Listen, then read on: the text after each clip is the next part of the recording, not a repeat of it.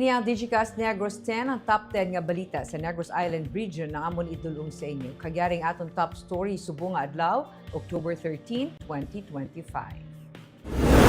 Linog sa Cebu na patsagan sa Negros, mga LGU nagsuspend sa face-to-face classes. Volks may inspeksyon sa buho nga nagtuhaw sa Banuasang La Castellana. Duha ka mga minor de edad sa Kawayan na lumus. Lola nga nagtingwa magsalbar sa ila, nalumos man. 19 ka mga persona lakip ng siyam ka mga badyaw, in-rescue gikan sa dalanon sa Bacolod City. Kag sa Good Vibes, tourism management student sa USLS, nangin Miss Bacolod MassKara 2025. Pinatanan sa Digicast Negros X.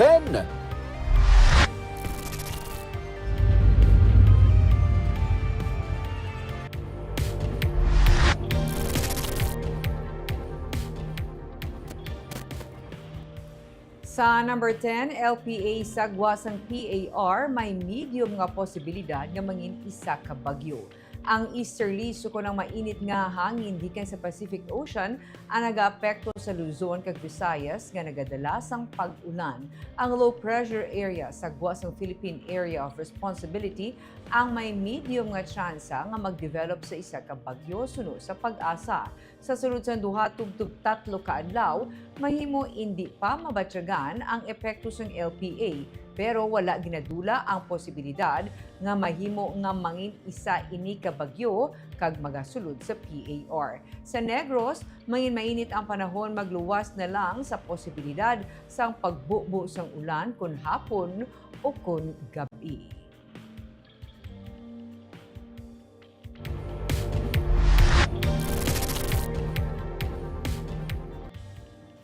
Sa number 9, bulkan kanlaon liwat nga nagbugas sang abo. 30 minutos nga nagbugas ang abo ang bulkan kanlaon sang Domingo.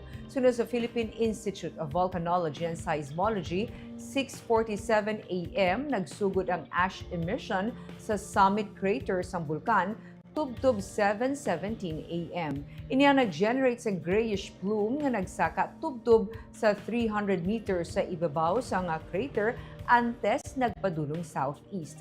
55 ka volcanic quakes ang na-record base sa summary sa 24-hour observation sa mga active nga bulkan. Ang sulfur dioxide flux naman sa kada adlaw yara sa 1,205 ka tonelada. Nagapabili ng ground deformation nga suno kay Maria Antonia Bornas, ang Chief sa Volcano Monitoring and Eruption Prediction Division sang Volks, patimaan sang magma intrusion sa idalom sang bulkan. Dugang pa niya, ang period sa volcanic unrest sang kanlaon ang malawig. Nagapabili sa alert level 2 ang bulkan suno sa iya kay wala man santuman nga pagbago sa overall monitoring parameters. Anatabo nga linog sa Cebu suno kay Bornas, mahimo makatugas ang pagbukas sa mga fractures sa bulkan pero wala sang may nakitaan nga significant nga epekto ini sa activity sang bulkan. Samtang ang kaapokon ang Civil Aviation Authority of the Philippines ang nag-issue sang advisory sa pinakaulihi nga notice to airmen o kun NOTAM kasunod sa volcanic activity sang bulkan Bulusan, Kanlaon kag Taal. Para sa Kanlaon, ang NOTAM ang na-issue effective October 13, 2025, 8:15 a.m. tubtub October 14, 9 a.m. Ang mga flight operator ang ginaabisuhan nga likawan ang paglupad malapit sa volcanic summit. Ang ganito po kasi sa Cebu po, no, baka po magkaroon po tayo ng opening ng fractures dito po sa loob ng vulkan dahil meron po tayong shaking, no, ground shaking. Medyo malakas po yung ground shaking natin from yung Cebu earthquake. So, expected po natin na meron po tayong mga opening na mga kaunting fractures po dyan. Pero, hindi po natin nakikita na magkakaroon po ito ng overall significant effect po sa ating activity, no?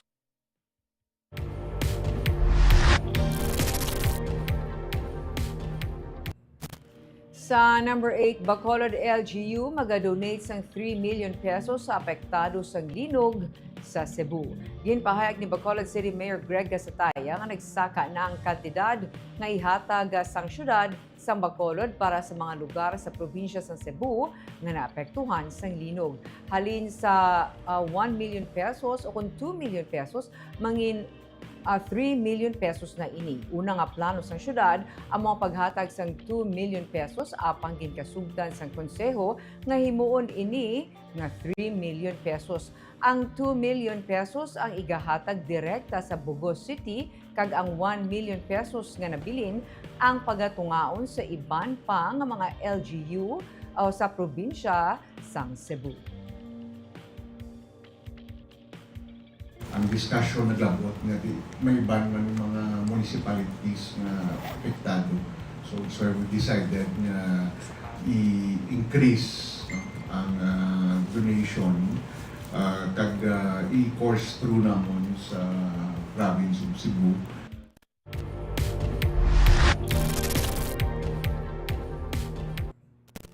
Sa number 7, 19 ka mga persona lakip na siyam kabadyaw gin-rescue sa dalanon sang Bacolod. Rescue operation ang ginmando ni Bacolod City Mayor Greg Gasataya kasunod sa reklamo nga may mga nagapangharas nga badyaw kag nagapuwersa sa publiko nga maghatag sang kwarta. Sunod kay DSSD Head Dr. Richel Verde Prado Manga, ang mga gin-rescue ang ginpaidalom sa assessment kag case management samtang ginpasiguro ang ila proteksyon. Ang mga menor de edad ginbalik sa ila pamilya matapos ang proseso kag ang iban ginpabutang anay sa temporary shelter. Ang operation ang kabahin sa City Ordinance number 146 Series of 1995 nga nag-regulate sa mga nagapangayo-kayo kag ginpatigayon sa DSSD, BCPO, City Legal Office, DRRMO kag CMO. Ginpahanumduman ni Mangga ang publiko nga likawan nga maghatag kwarta sa mga nagapangayo-kayo bangod ini ang ginadumilian sa idalom sa City Ordinance number 146 kag may nagakaigo nga multa.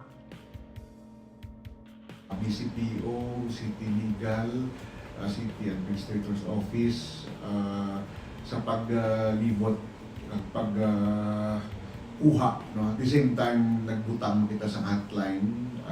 So far, very, very positive ang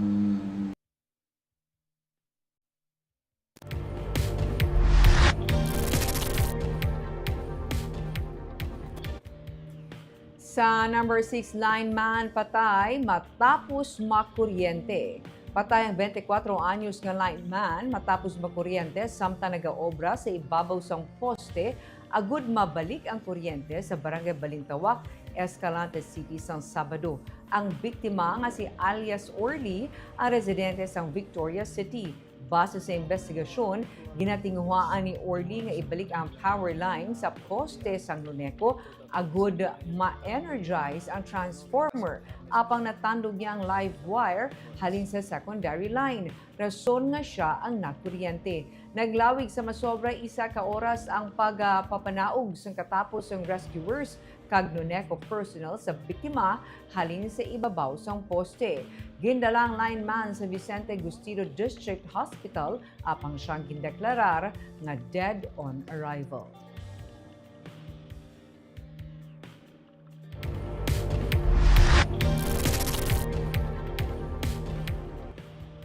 Sa number 5, pulis patay sa mabunggong iyang motor sa isa ka truck.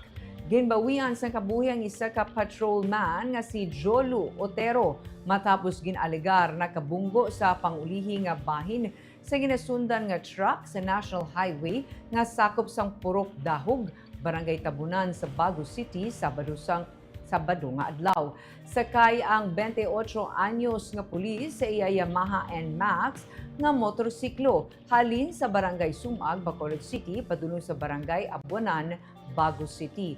Nagwa sa investigasyon nga nakabunggo ang motorsiklo sa pangulihi nga bahin sa ginasundan nga truck. Matapos ang insidente, nagpadayon ang truck sa pagbiyahe padulong Abuanan. Nakaangkon sa mga pilas ang pulis kag gindala sa Bago City Hospital apang gindeklarar nga dead on arrival.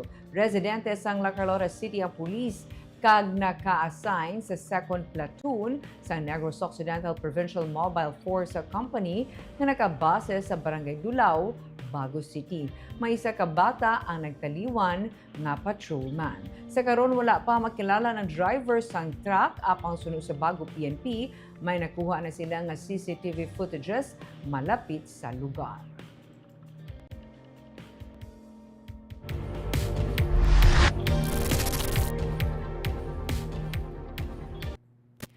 Sa number 4, duha ka menor de edad sa Kawayan na lumos. Lola nga nagtinguha magsalbar sa ila na lumos man. 3 ka mga persona na lumos samtang nagapaligo sa baybayon sa Puroka 13, Sitio Kapaklan sa Barangay Inayawan, Banwas ng Kawayan sang weekend. Gindeklarar nga dead on arrival ang isa ka 15 anyos nga babayi, 5 ka tuig nga lalaki kag ang 64 anyos nga lola sa Kawayan District Hospital. Sandig sa investigasyon sa Kawayan PNP, nagapaligo ang duha ka mga menor de edad sang sila ang naanod sa madalong o kung madalong nga parte sang baybay tungod sang mabaskog nga balod. Pagkakita sang senior citizen, iya gintinguhaan nga salbaron ang duha ka mga bata apang siya ang nalumusman.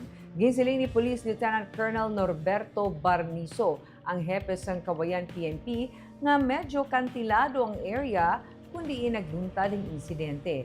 Nagresponde sa insidente kag nagpatigayon sang retrieval operation ang katapos ng Philippine Coast Guard, Bureau of Fire Protection sa Bulata kag Kawayan Police Station.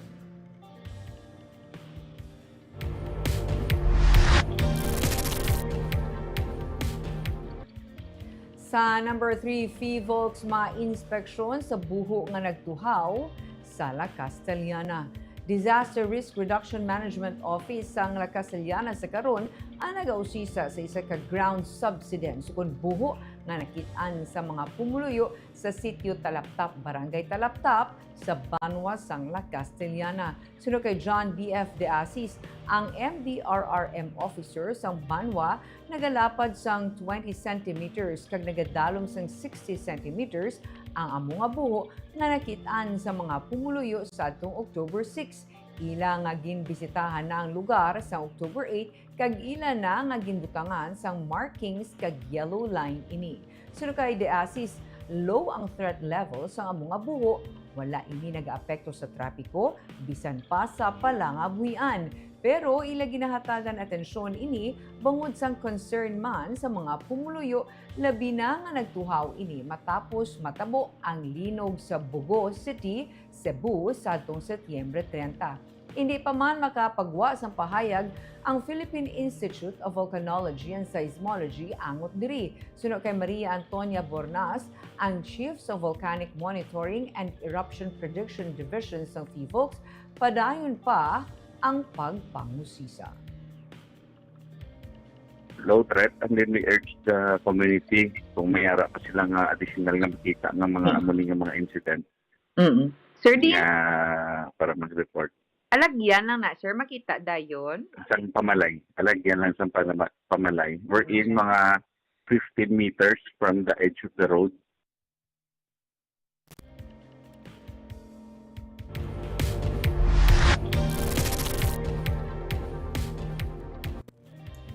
Sa number 2, Bacolod City Engineers Office, DRRMO, kag OBO, gin-assess ang mga school buildings kasunod sang linog Lunes sang kaagahon. Padayon ang ginapatigay nga rapid damage assessment kag needs analysis ng Bacolod City Engineers Office, Disaster Risk Reduction and Management Office, kag sang Office of the Building Official sa tanan nga pampubliko nga eskwelahan sa siyudad sa Bacolod. Sunod kay Mayor Greg Gasataya nga base sa inisyal nga report halin sa rapid assessment, may 4 ka mga classroom nga ginkumpirmar nga may damage. May mga eskwelahan nga ginbisita mismo si Gasataya sa nagligid nga semana. May nakita nga naapektuhan sa paglitik o kon crack sa flooring sa pila ka mga classrooms nga posible resulta sang linog o kon structural stress. Nagapadayon sa gihapon ng assessment nga ginaobra. Pila ka schools, ang initial na information based ang pagpatigayon sa rapid assessment atong paglinog gid ba lang sa Cebu nga 4 ka classrooms, but apparently there were more than 4 classrooms ang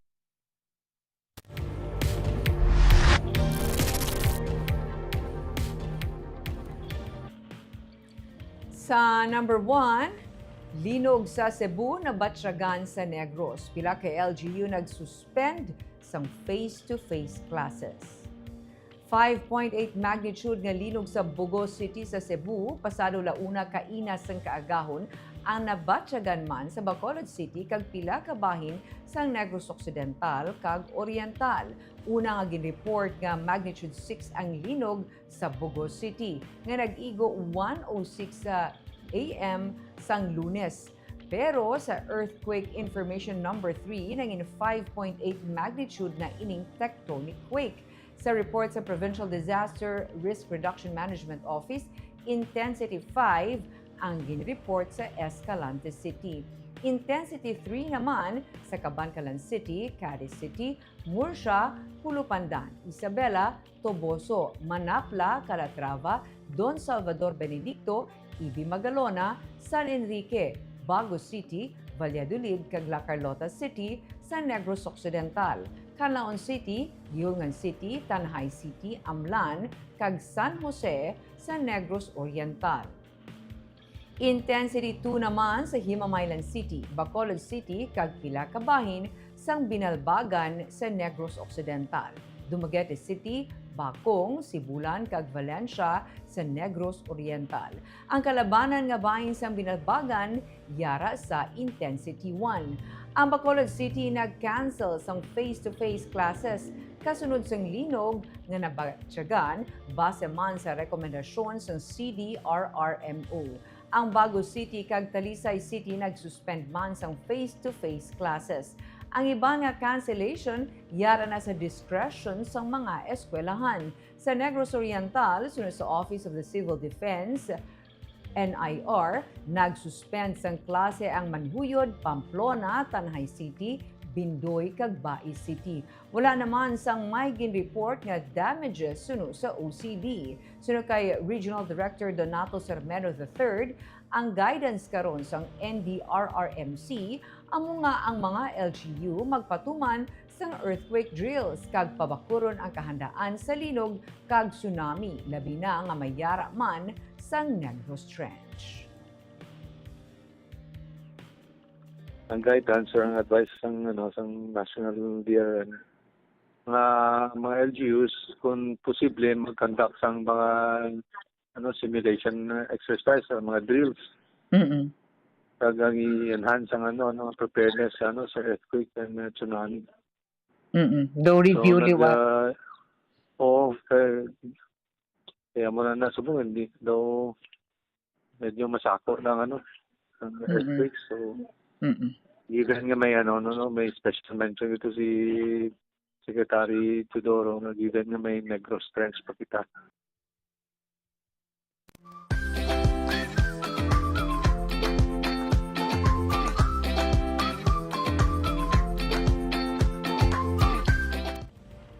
Kag sa Good Vibes, isa ka first-year tourism management students ang USLS ang ginkoronahan bilang 2025 Miss Bacolod, MassKara. May report si Romeo Subaldo.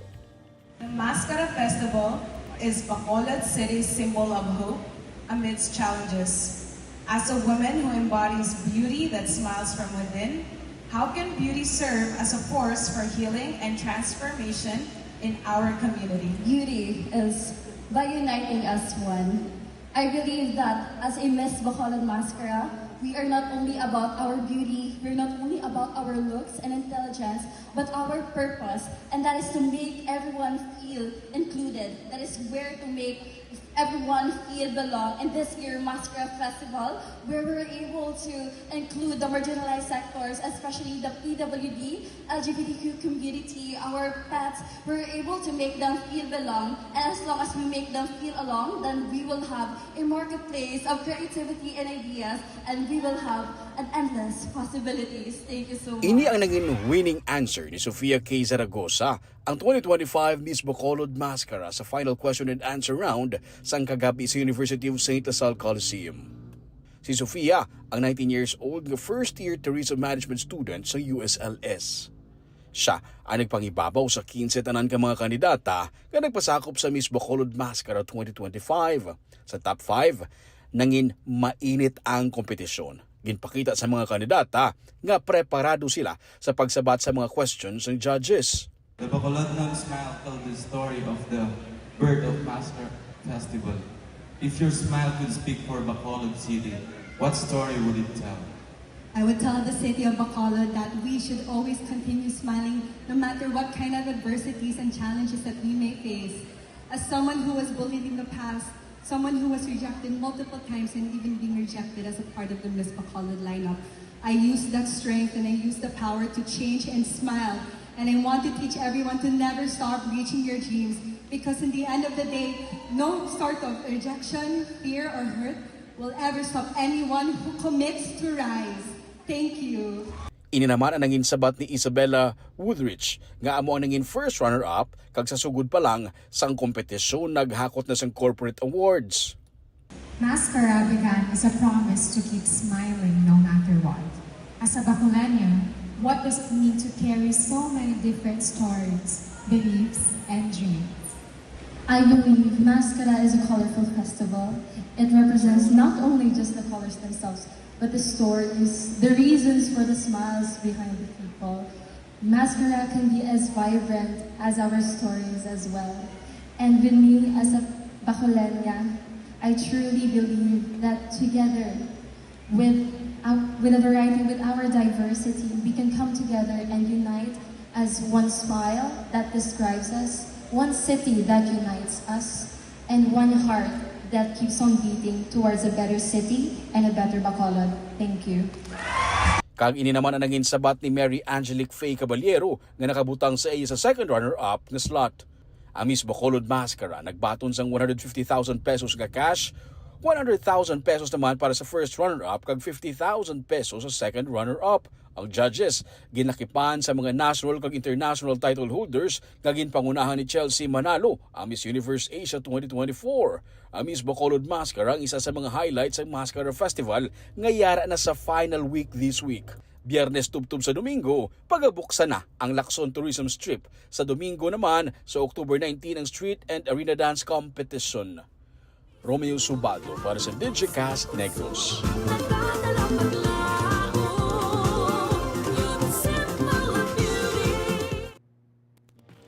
Of course, kita nagka-congratulate sa aton nga mga matahong nga mga ladies, especially sa aton nga bag-o nga Miss Bacolod MassKara. Kag kitang of course, shout out sa ating mga live viewers karon nga hapon. Kay Miss Maricon Gamboa Hayashi, good evening Miss Barbara and Digicast, naga-watch siya from Japan.